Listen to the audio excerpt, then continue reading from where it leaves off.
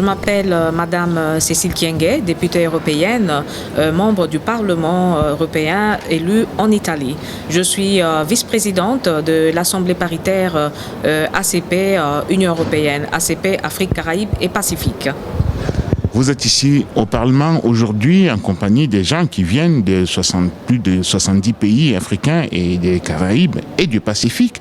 Et vous êtes là pourquoi? Cette réunion d'aujourd'hui, c'est une réunion préparatoire là où on débat dans des commissions. Moi, je fais partie de la commission politique, des thèmes qui doivent être votés à l'Assemblée qui se tiendra à Nairobi au mois de décembre. Donc, à l'intérieur de la commission politique dont je fais partie, on a abordé plusieurs thèmes comme la lutte contre le terrorisme.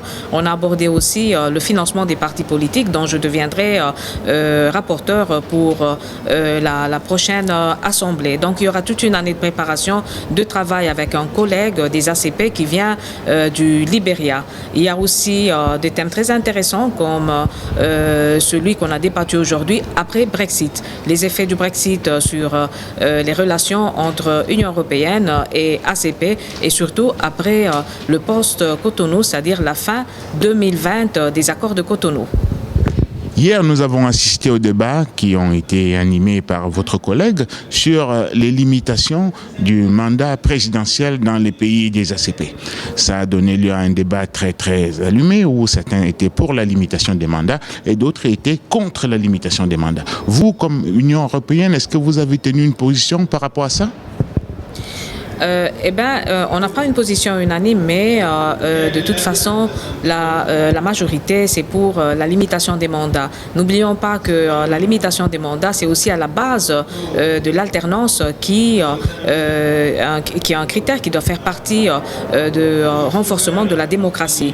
D'où je crois que c'est un thème qui a vraiment intéressé tout le monde, qui est à la base même de ce que doit être l'état de droit, la démocratie, et surtout en donnant la possibilité d'une alternance d'idées, une alternance aussi, si on regarde du point de vue démographique, la possibilité à d'autres générations de pouvoir avoir une participation pleine politique. Donc, si on le regarde du point de vue de beaucoup de secteurs, je crois que ce thème de la limitation des mandats doit être, si je peux dire, presque obligatoire de ma part dans beaucoup de constitutions, justement pour lutter contre la corruption, lutter contre l'instauration, par exemple, des dictatures. Limitation des mandats, c'était un thème important pour lequel je pense que vous êtes en train de produire une résolution.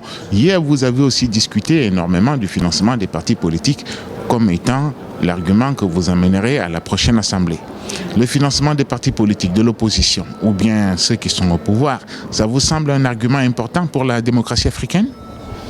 C'est la base et je crois que c'est le défi même, puisque n'oublions pas qu'aujourd'hui, les partis politiques, la plupart des partis qui existent, ce sont des partis qui appartiennent à la majorité au gouvernement et les autres partis de l'opposition qui sont présents, ce sont des petits partis qui n'arrivent pas à arriver à la coalition et la plupart de ces partis, des fois, sont des partis bidons, financés par la majorité présidentielle, la majorité au pouvoir et donc qui sont là pour faire voir que, au fait, il y a